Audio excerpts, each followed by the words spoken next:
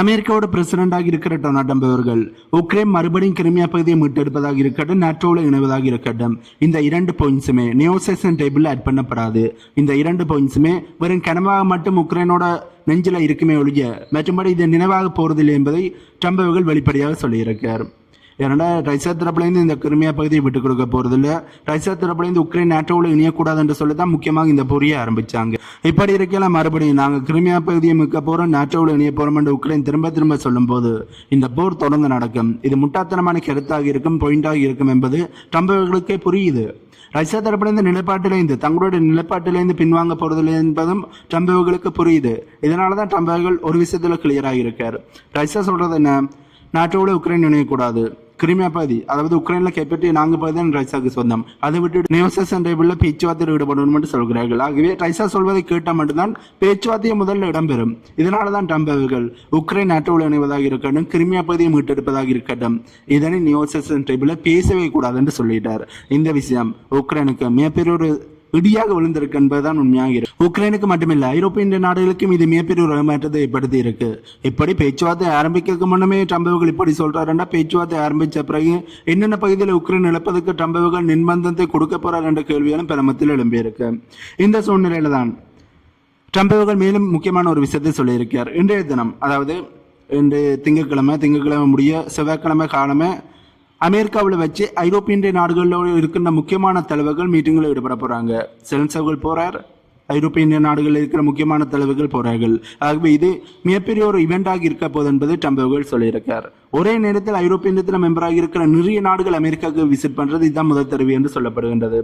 ஆகவே அதுவும் இவர்கள் போடுறதுக்கான காரணம், இந்த ரஷ்யா உக்ரைன் போர் ஆரம்பித்ததிலிருந்து உக்ரைனுக்கு ஆதரவாக ரஷ்யாவுக்கு எதிரான பல முடிவுகளை எடுத்து இந்த போர்ல உக்ரைன் தனியாக நின்று ரஷ்யாவுக்கு எதிரான போர் செய்யல, உக்ரைனுக்கு உதவி செய்கின்ற ஐரோப்பிய நாடுகளும் நாட்டோ நாடுகளும் அமெரிக்கா சேர்ந்து உக்ரைனுக்கான உதவிகளை கொடுத்து தான் இந்த போரை செய்தார்கள். ஆகவே உண்மையிலேயே ரஷ்யாவுக்கு எதிரான போரை ஐரோப்பிய நாடுகளும் நாட்டோ நாடுகளும் செய்திருக்கிறார்கள்.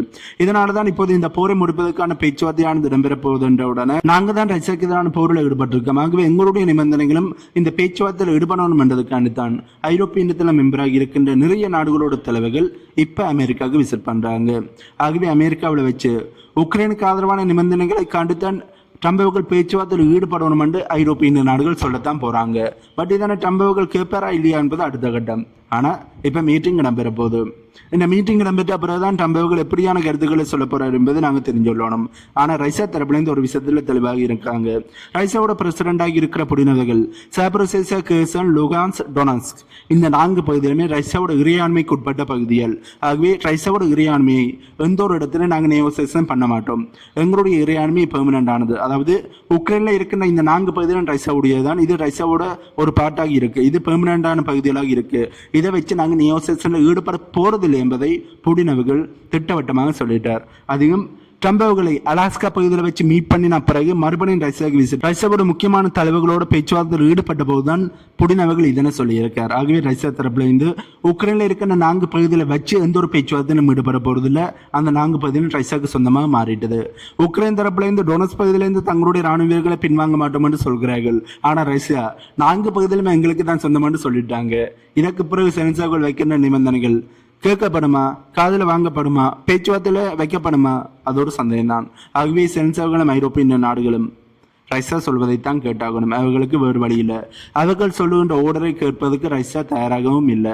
ஆகவே இப்போது உக்ரைனுக்கும் ஐரோப்பிய நாடுகளுக்கும் மிகப்பெரிய ஒரு தோல்வியானது ஏற்பட்டிருக்கு என்பதுதான் உண்மையாக இருக்கு. அப்படி நாங்கள் மிடில் ஈஸ்ட் பக்கம் போனோம் என்றால் ஈராக்குக்கு மேலே நாட்டோனுடைய ஏவாக்ஸ் ஏர்கிராப்ட் ஆனது பறந்திருக்கு என்ற செய்தியில் வெளியே வந்திருக்கு. இப்படி இது பறப்பதன் மூலம் ஈரானை பற்றி உளவு தகவல்களை சேகரிப்பதற்காண்டு தான் இது பறந்திருக்கு என்ற செய்தியிலும் வெளியே வந்திருக்கு. ஏற்கனவே ஈரானுக்கும் இஸ்ரேலுக்கும் இடையிலான போரானது எப்போ வேணாலும் மறுபடியும் ஆரம்பிக்கலாம் என்று ஈரான் தரப்பிலிருந்து சொல்கிறார்கள். அதனை நெத்தன்யாகு அவர்கள் எப்போ வேணாலும் ஈரான் தரப்பிலிருந்து இஸ்ரேலுக்கு எதிரான தாக்குதலை மேற்கொள்ளக்கூடிய வாய்ப்புகள் இருக்கு, அதுக்காண்டி நாங்கள் ப்ரிப்பேர் ஆகி கொண்டிருக்கோம் என்பதையும் சொல்லியிருந்தார். ஆகவே ஈரானுக்கும் இஸ்ரேலுக்கும் இடையிலான போரானது பார்ட் 2 ஆனது கூடி சீக்கிரமே ஆரம்பிக்கத்தான் போகுது. இதனாலதான் நாட்டோனுடைய ஏவாக்ஸ் ஆனது இப்போது ஈராக்கில் வச்சு ஈரானை உளவுவேலை பார்ப்பதற்காண்டி ஈராக் மேல பறந்திருக்கு என்ற செய்தியிலும் வெளியே வந்திருக்கு. இது கண்டிப்பாக ஈரானுக்கு கோபத்தை ஏற்படுத்தும். இதற்கு ஈரான் எப்படி ரியாக்ட் பண்ண போறாங்க என்பதை நாங்கள் வெயிட் பண்ணி தான் பார்க்கணும். பட் கூடி சீக்கிரமே இந்த மாதம் முடியக்கடையிலே இந்த போரானது மறுபடியும் ஆரம்பிச்சா கூட ஆச்சரியம் இல்லை. ஆகவே இஸ்ரேல் மறுபடியும் ஈரானை அடிக்கணும் என்ற முடிவு எடுக்கிறார்கள். அதுவும் சீஸ்ஃபயரை வேலை பண்ணி யார் முதல்ல தாக்குதலை மேற்கொள்ள போறாங்க, கண்டிப்பாக ஈரான் முதல்ல தாக்குதலை மேற்கொள்ள மாட்டார்கள். ஆனால் இஸ்ரேல் முதல்ல தாக்குதலை மேற்கொண்டார்கள் என்றால் அது ஈரானுக்கு சாதகமாக இருக்கும். கண்டிப்பாக இஸ்ரேல் அதனை தான் செய்ய போறாங்க. பட் இந்த முறை ஈரான் சும்மா இருக்க போறதில்ல. ஏற்கனவே போன முறை போரிலே ஈரானுக்கு தான் மிகப்பெரிய வெற்றி கிடைச்சிருந்தது. இஸ்ரேல் படுதோல்வி அடைந்திருந்தார்கள் என்பதுதான் உண்மையாக இருக்கு. இப்படி இருக்க மறுபடியும் போரை இஸ்ரேலை ஆரம்பிச்சார்கள் என்றால் ஈரான் முதல் மேற்கொண்ட தாக்குதலை விட இப்ப மேற்கொள்ள போற தாக்குதல் ரொம்ப மோசமாக இருக்கும் என்ற செய்தியெல்லாம் வெளியே வருது. கண்டிப்பாக இஸ்ரேல் இந்த தடவை மிகப்பெரிய இழப்புகளை சந்திப்பார்கள். முதல் இஸ்ரேலுக்கு ஏற்பட்ட இழப்புகளை விட இப்போது இஸ்ரேல் சுடுகாடாக மாறக்கூடிய அளவுக்கு ஈரான் தாக்குதலை மேற்கொள்ளக்கூடிய வாய்ப்புகள் இருக்கு. அது 48 மணி நேரத்துக்கு இடையில இஸ்ரேலை பேரலைஸ் பண்ணி விடுவோம் என்பதை ஈரான் தரப்பிலிருந்து சொல்லியிருக்கிறார்கள். பார்க்கலாம், மறுபடியும் போற ஆரம்பிக்கத்தான் போது இந்த தடவை யாரோட கையானது ஓங்க போகுது என்பதை நாங்கள் வெயிட் பண்ணியே பார்க்கலாம். இப்படி இருக்கையில ஈரானோட மிலிட்டரியானது கை அலர்ட்டுக்கு மாற்றப்பட்டு ஸ்டேட் ஆஃப் அலர்ட் ஆனது ஆக்டிவேட் பண்ணப்பட்டிருக்கு அன்ஒபிஷியலான செய்தியானது வெளியே வந்திருக்கு. ஒரு பக்கம் இந்த போரானது எப்போ வேணாலும் ஆரம்பிக்கலாம் என்ற செய்திகள் வெளியே வருது. இன்னும் ஒரு பக்கம் ஈரானை உளவேலி பார்ப்பதற்கான நாட்டோட எவாக்ஸ் ஆனது ஈராக்குக்கு மேல பறந்திருக்கு. இப்படி இருக்கையில ஈரானோட ராணுவமானது கையெழுத்துக்கு மாற்றப்பட்டிருக்கிறார்கள். ஆகவே கூடிய சீக்கிரமே இந்த போரானது ஆரம்பிக்க போது என்பது தெளிவாக தெரியுது. ஏற்கனவே ஈராக்குக்கு இஸ்ரேல் தரப்புலேருந்து தாக்குதலை மேற்கொண்டு அந்த பகுதியில் இருந்த ரேடாஸை தாக்கி எழுதியிருந்தார்கள். அதுவும் இஸ்ரேல் ஈரான் போரானது நடந்தபோது இது நடந்தது. ஆகவே மறுபடியும் ஈராக்கோட வான்பரப்பை பயன்படுத்தி தான் இஸ்ரேல் ஈரானுக்கு எதிரான தாக்குதலை மேற்கொள்ள போறார்கள் என்பதை நாங்கள் வெயிட் பண்ணி தான் பார்க்கணும். ஆனால் இந்த தடவை நடக்க போற போரானது தனியாக இஸ்ரேல் ஈரான் போராக இருக்க போறதில்லை. ஈரான் வெர்சஸ் பலமுனை போர்களாகத்தான் இருக்க போகுது. அதாவது நிறைய நாடுகள் உள்ளடங்கிய போராகத்தான் இருக்க போகுது. ஈரான் தனியாக இஸ்ரேலை மட்டும் எதிர்கொள்ள வேண்டி இருக்காது. சிரியா, அசர்பைஜான் போன்ற நாடுகளையும் எதிர்க்க வேண்டி இருக்கும் என்ற செய்திகளும் வெளியே வருது. அதில் அர்மேனியாவும் உள்ளடங்களாக இருப்பார்கள். நாட்டோவோட முக்கியமான நாடாக இருக்கின்ற அமெரிக்கா உள்ளடங்களாக இருப்பார்கள் என்று சொல்லப்படுகின்றது. இது நடக்குமா நடக்காது தெரியல. பட் மறுபடியும் இஸ்ரேல் ஈரான் போர் ஆரம்பிக்கும் என்பதை 100% அடுத்து சொல்ல முடியும். அதுவும் கூடிய சீக்கிரம் ஆரம்பிக்க போது என்பதை 100% அடுத்து சொல்ல முடியும். நீங்க இந்த வீடியோ பார்க்குற நேரத்தில் கூட போர் ஆரம்பிச்சிருக்கலாம். ஏன்னா அந்த அளவு பதட்டம் மிடில் ஈஸ்ட்ல போய்க்கொண்டு இருக்கு. இப்படி இருக்கிற ரஷ்யாவோட நிறைய கார்கோ பிளெயின் ஆனது ஒரு கிழமையாக ஈரானுக்கு பறந்து கொண்டு இருக்கின்ற செய்திகள் வெளியே வந்திருக்கு. அதாவது ரஷ்யாவோட நிறைய cargo plains, military cargo plains அடிக்கடி ஈரான்ல போயிட்டு தரையிறங்கி இருக்கின்ற செய்திகள் வெளியே வந்திருக்கு. இதுல இருந்தே ஈரானுக்கான ஆயுதங்களை ரஷ்யா கொடுக்கிறார்கள் என்ற ஒரு கேள்வியும் பல மத்தியில் எழும்பியிருக்கு. ஏனென்றா இப்போது மிடில் ஈஸ்ட்ல பதட்டமானது அதிகரிச்சிருக்கிறபடியால் எப்போ வேணாலும் ஈரானுக்கு எதிரான போரை இஸ்ரேல் ஆரம்பிக்கக்கூடிய வாய்ப்புகள் இருக்கு.